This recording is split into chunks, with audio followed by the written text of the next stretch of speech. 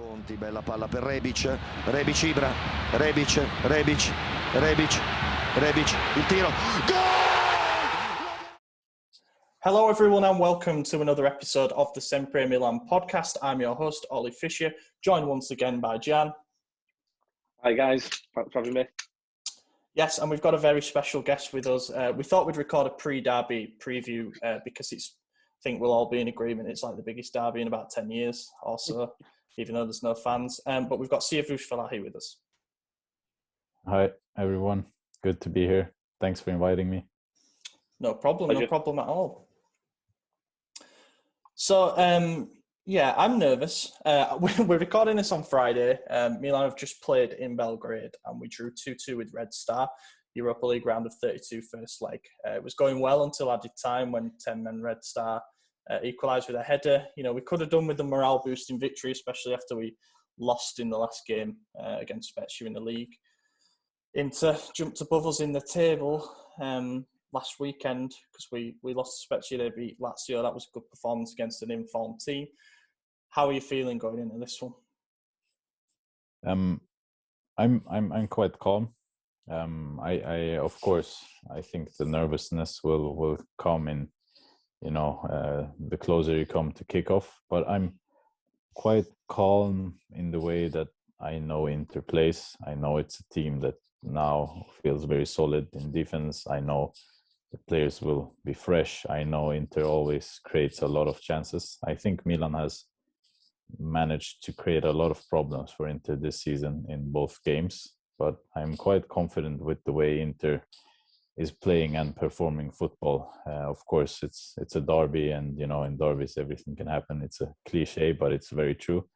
And as you said, it's the biggest derby in 10 years because you have the top two teams facing each other. So I will thoroughly enjoy it because I've seen so many bad derbies and I've seen so many, 7th place against 2nd place or 4th place against 8th place. It's been so many bad players, so much bad quality. So of course there's no audience there, but I will really try to enjoy this game because I always thought that this is the greatest derby in the world, and I continue to lobby that because no city has ever had the two teams that have won so much in Europe and in Italy. Of course, I like to shamelessly brag about Milan's CL titles when I can, but 36 titles between them, 10 combined CL. So for me, it's the biggest game in the world. Yeah, absolutely, and it's probably the biggest instalment of it in many a year. Been so much mediocrity in this fixture, but it feels like both clubs with their respective ownerships, even though there's a bit of speculation around Inter's owners at the moment, but it seems like we're on the right path, with serious projects and stuff. And I think if before it might have been the eyes of Italy being glued to this game in the last few years, I think it's going to be the eyes of the world, for the first time in a long time. It really does feel like there is a lot riding on this in terms of what happens with the Scudetto, but also, nothing's really secured for us, even for you guys, top four, a collapse can never be far away. Before we move on to what to expect from Inter on Sunday, what do you think of the season that Milan have been having under Pioli? Obviously a coach that you know well because actually a boyhood Inter fan and manage you guys as well. But do you think he's been doing a good job? I'm one of you who thought he was doing a good job at Inter as well. I think that he came into a situation that was extremely difficult, took over a team that was very difficult to manage. He put on a very good row of victories at Inter, and then the team lost the game and couldn't make, top 3 or top 4 or whatever it was. And then the players just gave up on him. And, he got the stick and got to leave. But I'm one of few who think that he was actually a good coach back then, and that he is kind of getting to show that now with Milan. And even if the good start was last season, right? Nobody really considered that because he was going to leave. And I think that he can finally enjoy some of the good work that he's done this season, even though the table is very short, you can have 1 month of bad form and you're out of the top 4. So we don't know yet how it will go for Milan and how we will evaluate Pioli's job. It's just interesting to look back a year Because if we look back a year, even with Zlatan, nobody would have thought that Milan would have been in a Scudetto battle or a top 4 battle. I think that says a lot about Pioli's job, because he's also, together with the directors, getting a type of player that is very interesting. It's young players, quick players, technical players, running players. I've Until the last month, I think that Milan has played very good football, which is enjoyable to watch. I think Pioli has done a good job in intensifying the pressure, intensifying the counterattacks, the amount of players who actually attack. I don't think Milan is the best playing side, seeing the quality of chances and the amount of chances, but I think they have a very solid performance base. And I think Pioli must be praised for the job that he's done, because the situation he was in with the ownership, maybe going for Rangnick and Boban leaving because of that, and Maldini not being happy with the situation, it's very difficult for a coach to have. So I think he's done an amazing job, but in the end, we will evaluate him harshly, as we do with all coaches, in the end of the season, because if he would fall out of top 4, people would see that as a failure, even though in my opinion it isn't, because nobody would have thought Milan was a top 4 team before the season except Milan themselves. So I think he's done a great job. I think Milan are an exciting team to watch. I think he's giving credibility to the youth project, because if Milan was in 12th place now, everyone would be saying, why are we signing all these young players? Get in some experienced players. We can't do this. But he's given credibility to the project, and that's extremely important. And speaking of the experienced players that we brought in, you mentioned the impact that Ibrahimovic has had, as well as Pioli. Obviously, it's like having 2 head coaches. That's what keeps being said, because of the mentality, the leadership, the experience that Zlatan brings. As somebody who's met him, knows him sort of semi-personally, I would say. What's Ibra like? And do you think that he deserves like 50% of the credit for what's gone on? Yeah, absolutely.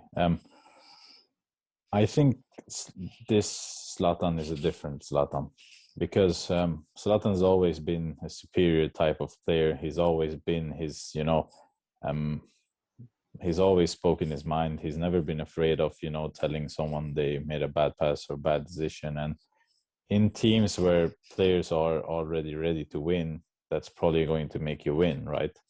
But at a team like Milan with young players, it could have went incredibly wrong, right?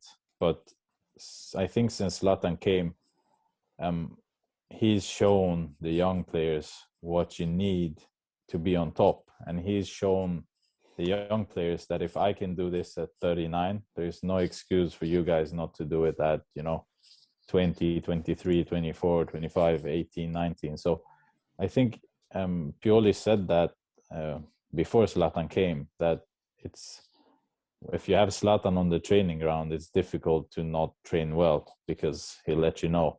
So I think he obviously upped the level very much since he came. I never thought he would have had this effect on the group. I never thought I think he's not only had a big impact on the young players, but I think Çalhanoğlu, for example, since Zlatan came, has been a totally different player. I think Kessie has taken steps into becoming the midfielder everyone thought he could be. So there are a lot of players we can mention, like Rebic as well. But I think Çalhanoğlu especially has proven to be a top player, and I don't think that would have happened if it wasn't for Zlatan. So obviously that impact, I didn't expect that. I'm a big fan of Zlatan. He's a great guy. He can seem very arrogant and rough and hard, but that's on the field. He's also a very funny guy. I think the Milan players will know that, and I think if he eventually leaves Milan at a stage, there will be many guys saying we had a lot of fun with Zlatan. He's a funny guy. He jokes around. He messes around. But when he's on that field, it's a 90-minute war. And when he's on the training field, it's a 60-minute training session war. And if you're having a training match against Zlatan, that is not a training match. That is life or death. So Yeah. that's the way he is. And I think that, you know, changed the mentality of this group, because they saw what you need, they saw what you need to do. And when you have that, it also becomes easier. If you train like that, it's easier to play like that, especially when there is no audience. If you have the audience there, you know, the young players might feel a bit pressure and, you know, might get affected. It's a bit more difficult. It's more adrenaline. It makes you do things you might not do. But now you go out to the stadium, no audience, no away audience. You do the things that you did in training. And I think that's Zlatan's impact. But he's a very funny guy, very, you know, jokingly and, you know, charismatic. He's a very big star. And I when I met him, I got to see that, because I've always thought he was a bit arrogant. And I honestly don't have a problem with it, because he is who he is. I kind of can accept Zlatan being arrogant because he's done what he's done, and, you know, but he is very funny. He's very down to earth, normal kind of guy. So I think he's very appreciated by his teammates and his coach.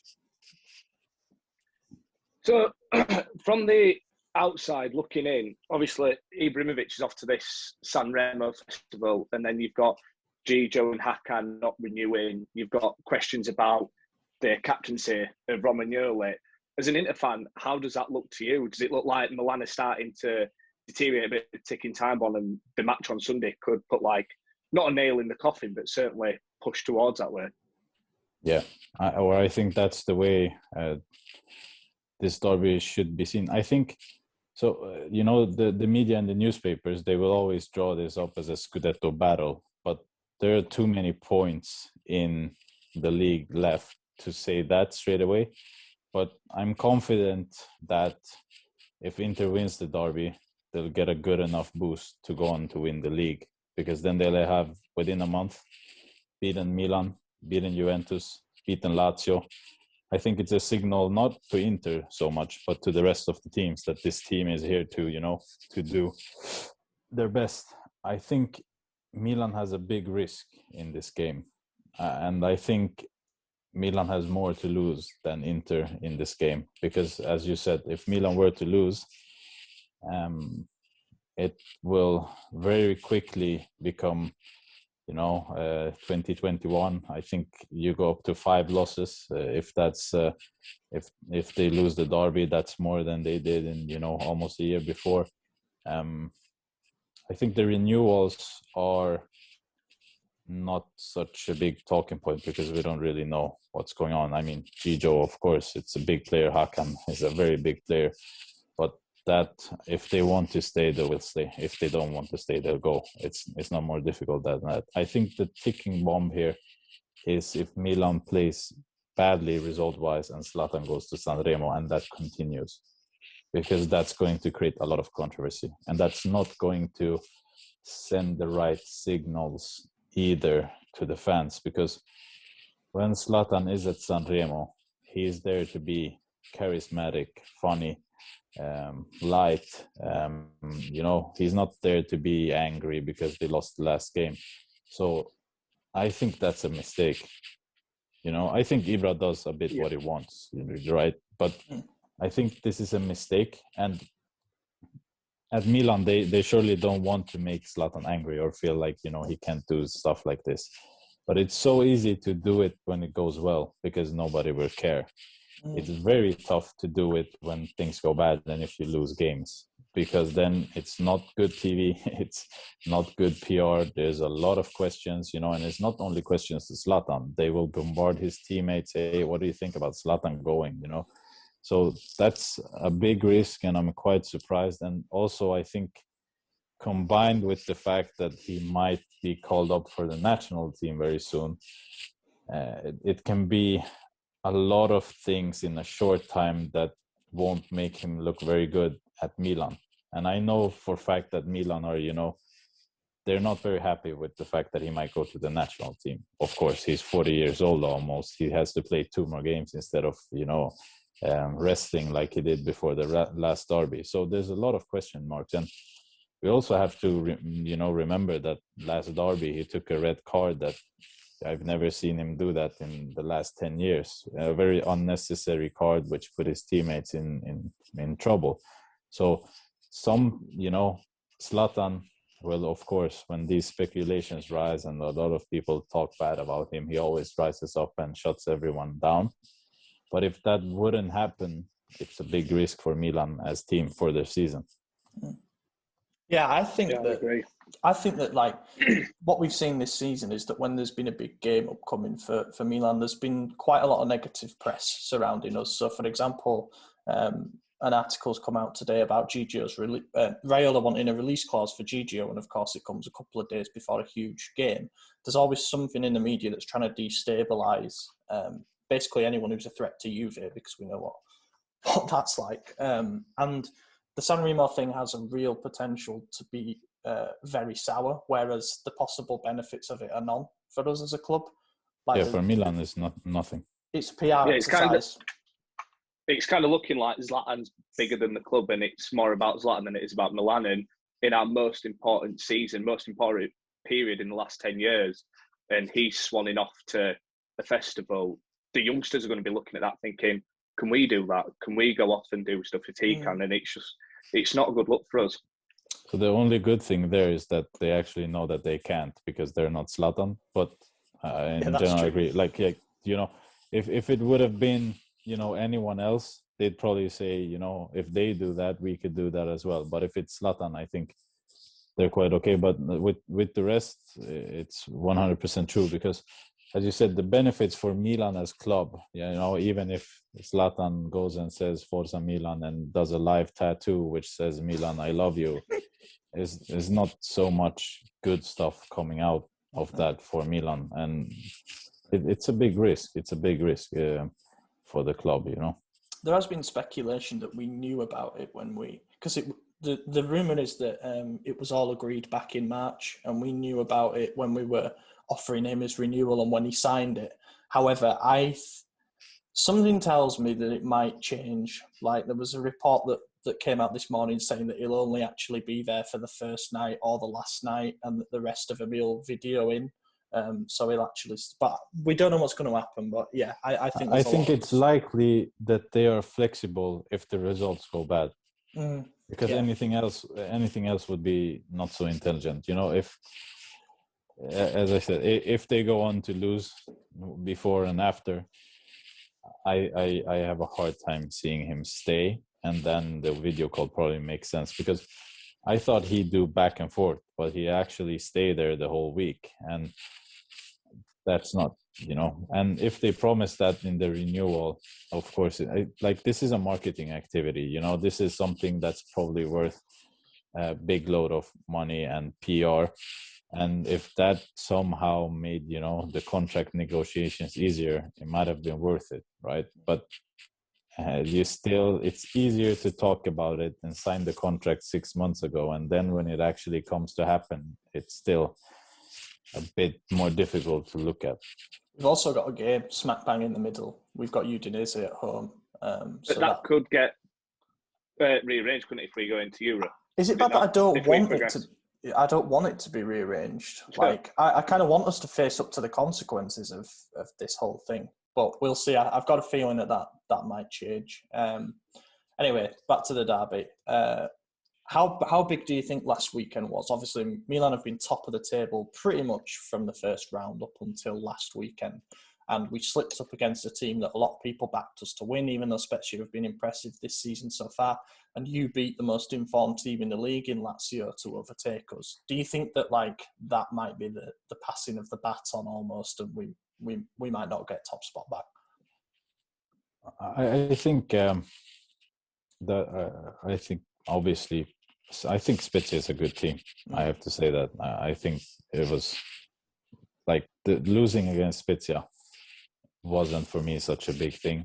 I think the way Milan lost was the bigger thing, that they were, totally out of the game, totally outplayed, didn't create any good chances, more or less, if it wasn't for set pieces. So doing that was Inter goes on and beats Lazio that has 6 wins in a row. Of course, it can look like, the the dagger, you know, the passing and what will show the way. I think the start of Inter's period is longer before that. I think the Juventus game for Inter was big. You know, Inter lost against Sampdoria. They lost points against Udinese. They did some, you know, bad results in January, but winning against Juve for Inter in the way Inter did, I think that gave the players kind of a, you know, the confidence that they can beat anyone, and that Juve is the best team, you know. So I think it started with that, and I think the derby in the cup was also very important because, you know, I think Zlatan and Lukaku exaggerated very much in their situation, but I think the fact that Lukaku, you know, took a battle like that and that the team was behind him and that, you know, Conte got red carded before that, you know, the fact that some of these players and coaches are starting to burn again, you know, to start to, even though I think it's wrong, but, you know, I appreciate Zlatan if I'm a Milan fan, if Romagnoli is attacked and, you know, it's a bit of fuss. I appreciate a player, you know, backing his captain and backing his teammates. The same way I appreciate Lukaku standing up to Zlatan, even if it then, of course, went too far. I appreciate to see that from a player that shows we're not here to take shit, you know. As I said before about Zlatan, on the field, it's a war. Afterwards, we can hug.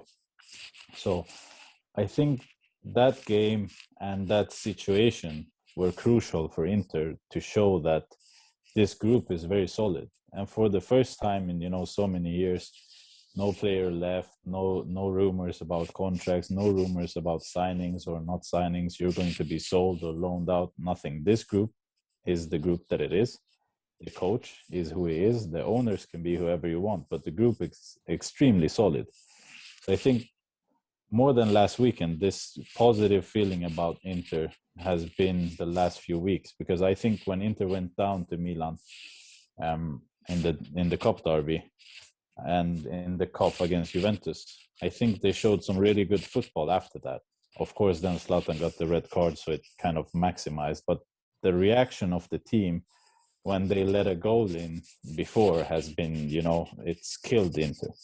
Same thing with Lazio in the weekend. So if we isolate, you know, the results, which of course was Inter went past Milan, if we look at it that Inter let in a goal out of nothing at 2-0 and scored 3-1 5 minutes after, that's the important thing for me. And also that's the most important thing with the Spezia game for Milan. It's not the result. It's the way it came. Being totally outplayed, no chances, you know, well-deservedly losing. I think that's what's worrying more than results. So this derby will be important that way, because if Inter wins, Milan might have went into the Spezia game thinking, oh, we'll beat Spezia, and then Inter might drop points and will, you know, be 5 or 6 or 8 points forward. And now we find ourselves four points behind. You know, that's the crucial point of this derby. So I think the positive form for Inter is based on other things than last week. And the negative things for Milan is based on other things than the result, the way they played. Mm-hmm. Yeah, and you know what they say about the derby going against form? I hope that's right this time. Well, you look at it at the start of the season, we went into the derby 2 points clear.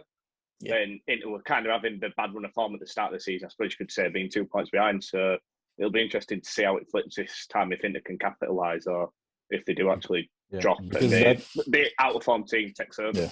And I think the first derby of the season, Conte was mixed, you know, experimenting with his very offensive football, the one-against-one situations. The national team break before is, of course, bad for Milan as well, but Inter has a lot of South Americans that, you know, travel to Chile or Argentina. They have 12, 15-hour trips. For example, the players that stayed, like Zlatan stayed, but he had COVID 2 weeks before. Mm-hmm. It was fresh, whilst, you know, Inter had Ashley Young and Gagliardini that, you know, they might be reserves, but if they are fresh for 2 weeks, they're going to start the derby, because after the national team break, everyone is just finished. So I think a lot of things change, and I think that's interesting to see, because some of the players, of course, traveled to Belgrade, played in the game. I think Zlatan and Kessie probably they rested, right? So yeah, didn't play. So I think, and some of the Akier as well. So some of the players that are key in Milan rested, and I think on this level you must be able to do 3 games a week, but still going on the trip, coming back on a Thursday night, when could they have been home at 12 or 1 or 2 in the morning?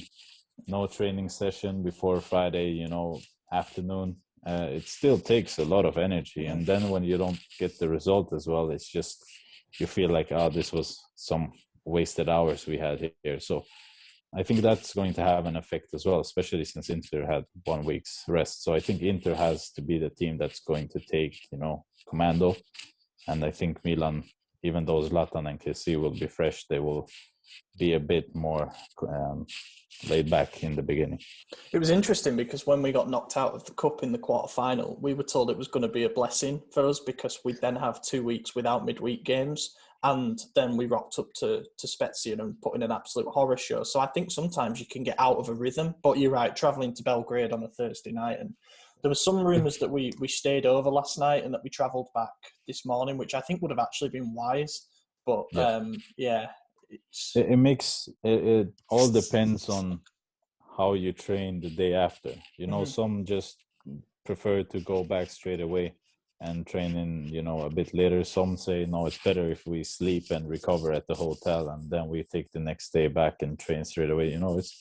I'm not a doctor or a football coach, but if they make a decision like that, it has to make sense, because Europa League is okay when you play at home. Like, for example, this week coming up, it's easier because you have the derby on Sunday and then you have Europa League at home, so you don't travel, and then you have another game on Sunday, which can, of course, be a travel or something, but it's within Italy, so usually okay. But I think that effect on teams is underrated because, of course, if you win, that might help to keep on winning. But we must consider Europa League. I work with it. We have had the rights for many years, but until you come to the quarter or semi-final against the big teams, it is a bit of a headache. And you get injuries like Benacer yesterday. It's not only because of the game, of course, but it's still, feeling unfortunate for a game that it's not probably the most important of the season. Yeah, that's the thing about the Europa League for us as well, is that it has come this game against a tough, plucky opponent, one that we've got history against. And it's come with the 2 legs either side of Inter, and then we've got a trip to Roma, in the next round. So that's going to be tough. If we were Good to thing lose Roma is playing Europa League as well. Yeah, but I mean, if we were to go to Roma and lose, after not convincing in the second leg, and we might lose to you guys on Sunday, it would become quite tough then, I think, to get back on course. Team news. Who's out for Inter? What do you think your starting 11 will be? I think it's going to be the same 11 as against Lazio. So it's Handanovic, it's Bastoni, De Vrij, and Skriniar. It's Hakimi, Barella, Brozovic, Eriksen, Perisic, and then you have Lukaku, Lautaro on top. I think the only doubt would be Eriksen or Vidal, because Vidal is coming back from an injury, and of course you have Ashley Young and Darmian who can play on the left wing. But I think Perisic is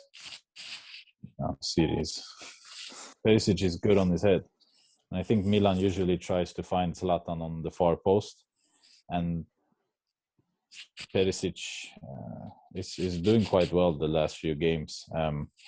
I don't think he'll necessarily beat Zlatan in a aerial duel, but I think he's physically a good player to have because he can also push forward. So I think those are the players. And I think Eriksen has done well the last few games in his new position. I think that they will continue with that, because if the game is as I think it's going to be, with Inter dominating possession and trying to attack from the beginning, you will need someone who has a good shot and a good foot to kind of, get the thing that Hakan is good at Milan, to find the passes into the final third, into the penalty box, the shots, the corners. So that's an extra weapon. And I think that, Yeah, I As think we that found out. Conte can't kind of ignore that, but if he goes for Vidal, it's going to be because, with Benacer out, you have Kessie, and if it's Meite, you have a very physical and strong midfield. Even if it's Tonali, you have a fast, guy who can go in the break. So if you go for Vidal, it's because you expect a more intensive, fighting duel game. And if you go for Eriksen, you expect to dominate it. So that's the only doubt. Yeah, it's the midfield that worries me. Obviously, you went into that Lazio game with, I think it was Bastoni, Barella, and Brozovic, who were all at risk of being suspended, and none of them got suspended. So I think they've been risking that suspension for 1.5 months. So I'm kind of expecting Barella to get a yellow within 7 minutes or something like that, because he hasn't fulfilled a tackle for a month, and that's Brozovic usually doesn't get the kind of yellow cards for ugly things. He kind of takes the tactical ones, but Barella is just a lot of energy and takes a lot of yellow cards. And so I think more than them now, it's actually Lukaku has been added to the list, and someone else that I can't remember. So it's actually 5 players now that are 1 card away from suspension. So we could face the next team with half our team gone. But I think they did extremely well to go through such a long period without making fouls that could have led to suspension. Did, because we had Calabria, who was at risk, and he basically deliberately got a booking in the Crotone game. He hauled a guy down on the break, and I put money on it. He looked so happy. I put money on it because I knew it was going to happen, and then 83rd minute he just ragged someone down to get his yellow card, which was great. But then, hopefully him coming back is a big thing. What I'm worried about, because I've got this feeling that Pioli's going to start Rafael Leao because of how he performed in the first league derby, which was the one where obviously he found a lot of space, he found a lot of attacking freedom, and he provided the assist for the 2-0 goal. I think he should play Rebic. I'm worried about Hakimi again because Teo can't really defend in isolation, and he's going to start Romagnoli, and Romagnoli's out of form. He's low on confidence. So if I was speaking to Conte, and if I was an Inter fan, I was speaking to Conte, I'd be saying attack that left side of our defence because there appears to be a lot of holes. What that might end up doing is opening up space on the other side. I think Kessie will start on sort of the left side of defensive midfield to try and cover that area. And that might leave Tonali a bit exposed. So there's plenty of stuff to worry about. And also must mention the fact that when we played you twice already this season, I think Kolarov started both games in the back 3. And Zlatan had a lot of joy against him, basically individually. That ain't happening this time. I think Zlatan, even if Bastoni plays, Zlatan dominates Bastoni physically and aerially. The only thing with Bastoni is that he has a body type, that it's big. So if they go up in a duel, even if Zlatan wins it, it's not going to be as easy against Kolarov. However, I think that right side thing is very interesting because Inter builds a lot of their game with Barella and Hakimi on that side and Skriniar. And they just, switch positions and put the ball into, space. And I tweeted it last day, and I think this Romagnoli thing, I think he has been better this season than last season. But I think he gets exposed when...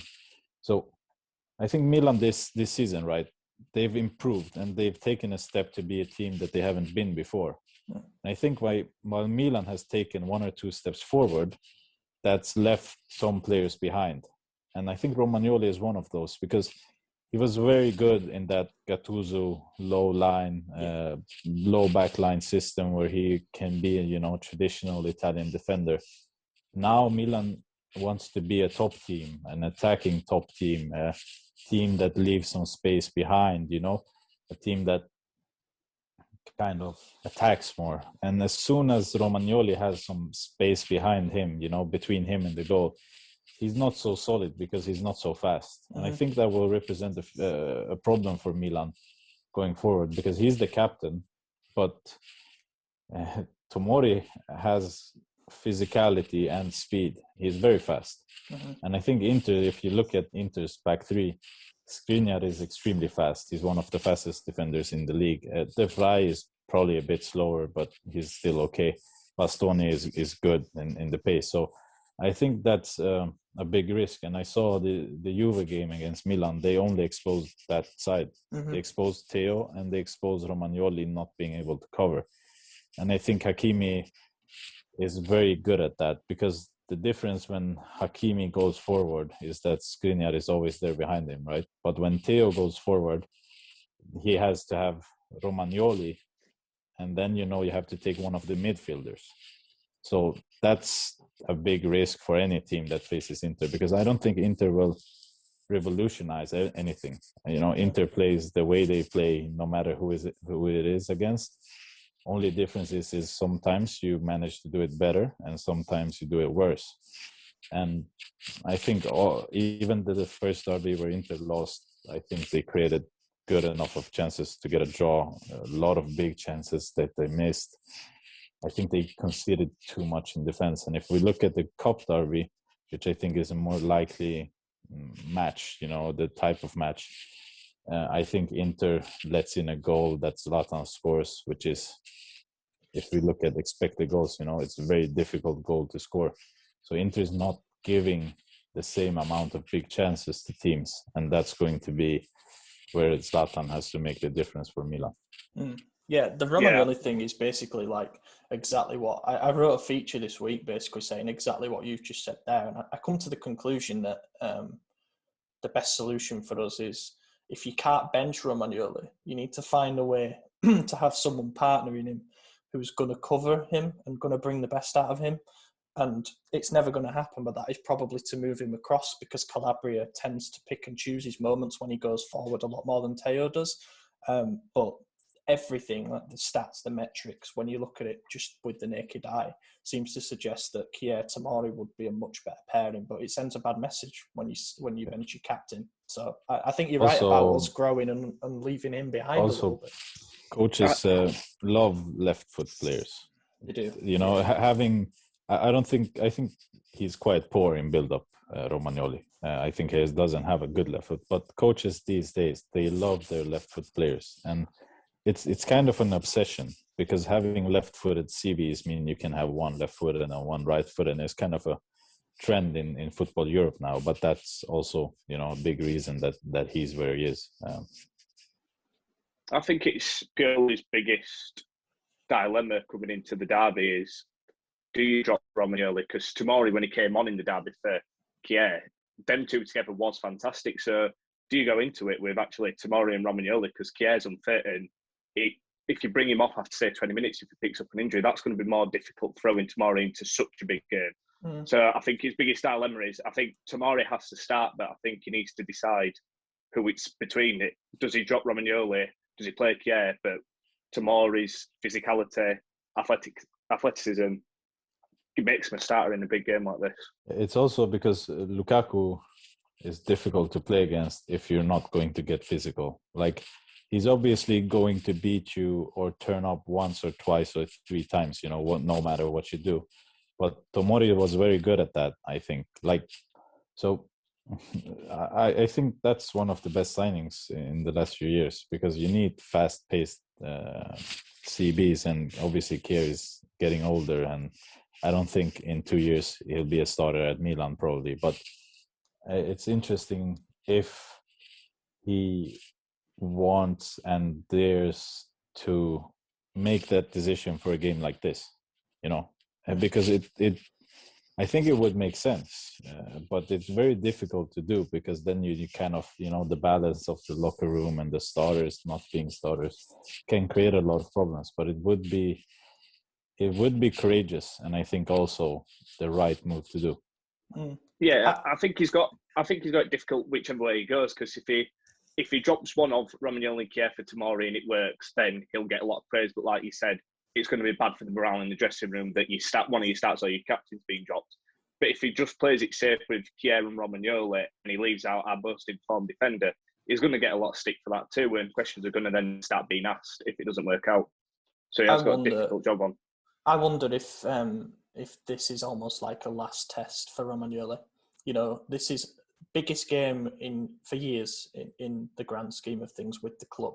And if he doesn't show up again, because we've seen him be dominated by Lukaku on a couple of occasions already, if he doesn't show up now, might that be it? He's lost faith for good. Yeah. We'll see. But it's not just stepping up in a game like this. He's a captain, so he needs to step up. It's not just your average player that needs to have a good game to prove himself. He's your captain, so he should be the one that's taking this game by the scruff of his neck. And he's never been a vocal leader. The thing is, he should be leading by example with performances. And when we've been crap, like 3-4 years ago, he stood out because he was just above average, and we were used to so much worse. But yeah, I don't know. Right, we'll move on to a couple of questions then, and then we'll do a prediction. Someone's come after you here, and a guy called CTK says, "Sia, you told me Milan will not finish in the top 4. Do you stand by this claim?" So whoever that is does not forget. Yeah, so that's the thing with predictions. Before a season, everyone always tells you predict, and then you end up predicting shit every year, and no one kind of holds you accountable for it. Yeah. So I kind of appreciate someone calling me out, because I've been very clear before the season that we still had to doubt Milan, because what we saw was probably based on the virus and the football they played. And I still think that it sounds ridiculous after 6 months, but we still have to see how Milan copes with the European games now, and facing teams that have gone 1 week without resting, facing Spezia, facing the Hellas Verona that will just come at you and run 15 kilometers per players. During the season, I've said that Milan deserved leading the league, and I stick to that. If they will finish top 4, it's difficult to say, I think. Depends on the derby. If they get a good result, I'll say yes. If they get a bad result, I will say that they will fix 4th place in, the last 1 or 2 rounds, because it's going to be very tight. And only reason why I trust Milan to still get that done if they would lose the derby is Zlatan. Because I think he makes a very big difference, against the small teams and the big teams and any team, and keeping it up is his thing. So I'm going to adjust to saying if they get a good result in derby, yes. Otherwise, they will put it at risk. Yeah, I would agree with that. The thing is, we've been leading the league for so long, and then you look at it, and we are a couple of bad results away from being, back in there. Are we even going to get top 4? And that was the mission at the start of the season, it must be said. Nobody actually thought, despite our form after lockdown, that we were going to go on and challenge for the league. And that's what we're doing, Regardless of if we fall away, we've challenged until now. Yeah. But the mission is still top 4, because financially for the club to be back in the elite competition, to be in the Champions League, is just too big. I'd sign for it now. Milan, just as Inter, have Champions League in the DNA, and I'm not talking about winning the titles, of course. I mean, playing in the Champions League for clubs like Milan and Inter is, normal, being back to normal. And it's been so many years when Inter didn't play Champions League that things weren't normal. The money wasn't coming in, the good players weren't coming in. You didn't get the 1 or 2 or 3, 4 or 5 nights at San Siro where you have 80,000 going against a big team. Now, of course, Inter has been knocked out badly the last 3 years, but they've cashed in, 150 million euros to that. So I know a lot of rival fans laugh at Inter for that, and I'm totally fine with that. But in the end of the day, Inter, takes a check to the bank and says, "Hello, UEFA, give us 50 million euros because we participated." And for a club like Milan, and Inter and every club, but mostly Inter, Juventus, and Milan, because even Juventus can miss out on Champions League this year, right? But for Milan to really return, like if we just skip thinking about winning the league, making the Champions League is a way of finding your DNA again. Like I spoke a lot about that with Liverpool and Jurgen Klopp, when they weren't winning titles, but they were playing great football. They were back in the Champions League. They were, finding what made them great again. And that's what Milan and Inter need to do. Inter kind of found it because they made Champions League a couple of years. I think if they went for European final last year, lost it, but still, they were competing for things that their history suggests they should compete for. And that's exactly the same thing with Milan, because when I'm confident that when Milan makes the Champions League again, that's going to turn things around in order of stability, ambition, of being what Milan should be. It's like retracing steps, isn't it? It's like going back on that journey to find yourself. It's like something out of a movie. Because both Inter and Milan were hit so badly by financial fair play. Both Inter and Milan were hit so badly by two big owners leaving the club in quite a gigantic mess. I mean, Inter went like 7 years of settlement agreements, not being able to sign better players or more expensive players. And how are you supposed to, if you can't do anything, how are you supposed to get back into the Champions League again? I mean, of course, the projects should have been better, which is the same for Milan, but if you can't do anything, if you can't even risk, how would you, go on to do something good? So I think UEFA, same thing with Roma. They've had to sell, Salah, Pjanic, all great players that they would have kept if it wasn't for the financial fair play. But Italian clubs have been very, very badly treated in this sense. I don't agree with the way that financial fair play operates, to be honest, because it doesn't seem to actually, serve its purpose. I mean, we were the rich richer. Exactly. And the league's less even than ever before. I think basically, only the Premier League survived. Yeah, but and Italy, Germany, the Champions League, it's 4 or 5 teams, same ones, same biggest teams.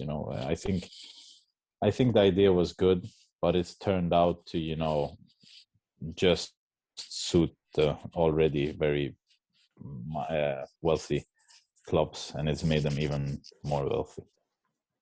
And if you sign a settlement agreement like what we've had to do, you basically have to become another Atalanta, where you just get lucky with like Moneyball, and you can't really buy any expensive players, and you just have to wing it. Like when in that Gattuso season, when we had the new ownership, we spent the money on Piontek and Paqueta, and we thought, right, this is it. We're gonna risk it. We're gonna spend 70 million combined, bring these two guys in, and we'll be able to go to UEFA and say, look, we got top 4, so our books look better. And it didn't happen, and we got screwed for it. And Inter did the same with Gianmario and Gabigol. And Candreva, which was like 100 million euros for nothing. Just messed the club up for the coming year. I'm glad Suning learned after that, because after that they've signed good players at good prices. But that one year messed so many years to come. We got a question from Lucas. People might not know, but you have pretty strong opinions on Samir Handanovic. I want you to outline your agenda, but then Lucas asks, who's an avid listener of the show, to be fair. So props to him for asking this. But who would you want to succeed in? Donnarumma. Antonio. Nah. if I could dream, it would be him. But yeah, I don't think it will ever happen. I think the likely guy is, someone like Musso or Golini at Atalanta. That's probably what they're going for. Knows the language, knows the league. I like Golini because he's played Champions League, and I think for goalkeepers to have done that is crucial in their way of handling pressure and the big stage. So those are. I'd love to go for some hot young name from Germany or Spain, or a top 5 or 7 side, that you can go and get. But I don't think the finances are there. But I'm quite okay with Musso. I think he has everything to take the next step. He has a good age. Only Donnarumma is 22 years old and as good as he is. The rest of the top keepers are all 25 to 35. So I'm quite fine no matter who comes. My problem with Handanovic has been, I think I've rated him less than the average Inter fan did. And in the beginning, that got me a lot of stick because people didn't see what I was coming at. And I was at a lot of games. I used to average 10 to 15 games at the stadium. And I think I based a lot of my criticism on the feeling that Handanovic had no control or presence whatsoever in the penalty area. I think he wasn't not charismatic, but or what do you call it? Like he didn't have enough authority in the penalty area. I think my very early criticism was against the rebounds that he left, that they always went out centrally and never to the side. I think that's step one. The goalkeepers is always, if you can't grab it, push it out to the corner. And he had this habit of pushing out straight into the box. And I think the last few seasons, there's a lot of people who blame him for the same things, because he doesn't always move either. And I really couldn't mind a player not moving on, when he can't save. But if you never react, you're never going to try. You're never going to pull off that miraculous one time you actually reach the ball, And so I think if he tries, he can save. But yeah, so that was more or less that. But it's become a bit exaggerated with because now as soon as he makes a save, I have like 20 mentions. Hey, what do you think about Handanovic now? And as soon as he makes a mistake, I have like 50 mentions saying, oh, you're right, this guy, he needs to go. Also, I don't like having my captain in goal because, something happens out on the field. There was a game this season that Oriali stepped into the field to calm someone down. I think it was Barella. Yeah. But when Vidal goes and gets a red card against Real Madrid in the league, you have your captain 60 meters from there. I don't really like that, because if you have a midfielder out there who takes the discussion with the referee, then Vidal might not need to get angry and get a red card. And I know now Donnarumma can become a captain at Milan probably if he stays and if things go well, and I see him more as a leader than Handanovic, because I listen to the games and I hear Donnarumma speak all the game. I barely hear Samir speak or get out in the way that he should. So I would love to see another captain at Inter when he's done. I don't have any problem with him staying. I just don't consider him as one of the best keepers in the league in the way that many other Inter fans do. It's interesting you say that about, there's a lot of people calling for Donnarumma to be given the armband, and that's one of my reservations, is that a goalkeeper as a captain can be quite difficult, because the ideal is probably like a centre midfielder where they're, authoritative in the middle of the field and orchestrating that way. But I have my reservations about just giving to run 60 meters, to shout on the referee. And I don't know. And I think it'll be Musa, to be honest, who replaces Handanovic. He seems like the guy, and it's a bit like Rodrigo De Paul there at Udinese. They're kind of, outgrowing that club, and will probably move on. I think both of them are really good. Yeah. That's my dream signing. I think Rodrigo De Paul, any team he joins, he will do very well. Up until last summer, I had an anti-De Paul agenda, because what it was the newspaper saying that he's €40 million player. And I was like, that's not right. He's not a €40 million player, but, he does keep getting better each season, like when you watch him. And I think if we're looking for like a hard-working right midfielder, he could actually probably do a job for us as well. With a good foot, creates chances. I love that he's fast in transition, because I think Inter, like Milan obviously has Theo that's very fast when he goes on the run. He takes usually past 1 or 2 or 3 players and goes. But I think Kessie is obviously also good when he gets going. I think Tonali showed against Partizan that when he gets his speed up, he's fast. And I really love to have that kind of midfielder that goes past 1, 2 or 3, like Zielinski does at Napoli. Because it gives you so much. And I think De Paul is that guy for Inter. And the problem with negotiating with Udinese is he's going to cost 35 or 40 millions. And if you think that Inter got Hakimi for the same price, that is, had Champions League experience and played at Dortmund and maybe went for bigger things than Udinese will, it's kind of ridiculous. But I think Udinese otherwise will try to sell him to the Premier League, right? Yeah. So it's based on that. I'd take him as even a Hakan replacement if we can't renew him before the summer. That'd be an ideal replacement for me. Mm. And I'd also, again, with Musa, if Donnarumma doesn't renew, that'd be another ideal candidate.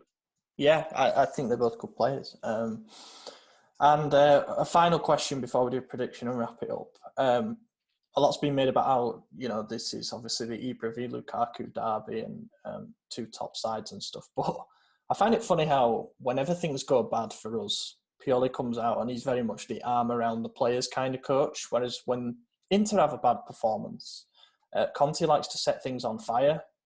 He likes to come out in the press and, deflect the blame away from players by moaning about something, you know what I mean, to get the headlines about what he said rather than the performance itself. What would you rather have? Does it get tiring listening to all these Conte rants? I think last year was more tiring because I even if I don't always agree with Conte, I can very many times see where he's coming from. And I think this season, it's been very few times where Inter haven't performed well when they've lost. I mean, I think in the Champions League, Inter did some really good games. I think away against Real Madrid when they lost, they dominated the whole game. I think away against Shakhtar, we had probably like 4.0 in expected goals. And, I can see where he's coming from. I get frustrated with him when he starts talking about, Barella and Vidal and Brozovic being tired when he keeps Eriksen on the bench. Like, that's the kind of things that can frustrate me with Conte, because he can say same thing last year. He's like, Borja Valero, no, he can't make it in our system this day. And then Borja Valero goes on to play every game from March to June. I mean, from June to August, because March to June wasn't football. But so I think that's what can frustrate me with Conte. And last year he blamed a lot, I don't know if I'm going to stay, I don't know, this and that. That was a bit frustrating because I don't think he had any reason to go crazy like that. I like him when he gets red carded from the sideline because he goes crazy at the referee. Because I think if you have Conte, want him to be fired up, you want him to shout, you want him to be angry, you want him to be in the game, because that's how, when you feel like you have a 12th man on the side. And if he isn't like that, I get worried. So I prefer Conte to be his shouting self and after the game take the blame, but I don't like when he says things that he should himself improve. Like when we were knocked out of the Champions League, he said something, they asked about his plan B. It was clear Inter didn't have so many plan Bs. And I think he kind of made a fool out of himself because he doesn't handle losses very well, this guy. That's why he's won what he's won. So that's that. I prefer him angry, mad, red carded, shouting, jumping up and down than anything else. He said some things where he's basically inferred about the project, and he said things before the January market about how we can't do anything because we don't have the money. After the Europa League final defeat, when he came out and said, I don't know if I'm going to be here, I need to make assessments about how serious the club is and things like that. Do you think, given the reports of Sonning perhaps selling, having some money problems and stuff, he just wants to say, I told you so, like things aren't as good as they seem? Or I think this year he just wanted to say that, people say that we spent the money in the summer, but we bought Hakimi in February and then we just got free transfers. Because I found that funny as well when people were saying Inter were only going after old players and, Sandro Tonali could have came and Inter went for Vidal instead. But that, I don't think that was that. I think if you look at Inter signings, Kolarov and Vidal, the only thing they have in common, except their age, of course, is that they cost zero. It didn't cost anything. They, of course, have big wages, which can, probably translate into a signing of, I don't know, the Paul, if you want to go that far. But Inter, in that way, I think Conte said that. And I think Conte, more than saying, I told you so, wants to say, if we manage to pull this off, don't give the owners anything because we're the guys who made it. Not only him, but the group as well. We're the guys who actually, without any help, because I think and I agree with him on one thing. I think Inter last year, if they would have got Dzeko, they would have won the league. I'm 100% sure that the amount of goals and points that Dzeko would have brought would have been enough to go and win the league. Of course, you don't know if it would have been that way, but I think he was the only one when he came that thought we can actually beat Juve and win the league. And I think he's kind of frustrated with that because he's kind of at war with Juventus, and him and Agnelli obviously don't like each other very much, and same with Paratici and Nedved probably. So I think he's feeling a kind of frustration that this team could have been winning earlier and easier if he would have just, I think he exaggerates with wanting players and stuff like that. But it's kind of embarrassing that Inter has 3 strikers. And, Sanchez isn't scoring goals. So if Lukaku is out for a long time, or if Lautaro is out for a long time, Inter has no option that is on the same level. And that's not good enough for a club like Inter that wants to win the league and go through. So that frustration, I can understand. I just don't agree with the timing and the way he says things. But I think he's been quite good the last few months. I think with Conte, you want a bit of Conte in your manager who comes out to the press, and sometimes he singles out players, but sometimes it can do him good when you've got Pioli coming out after a horrible defeat to Spezia, sort of like calm and relaxed. You want him to have a bit of fire in his belly and single players out a bit instead of just being so relaxed. It's not an acceptable defeat to have. So as much as I do love Pioli, I'd like to see a bit of Conte moulded into him.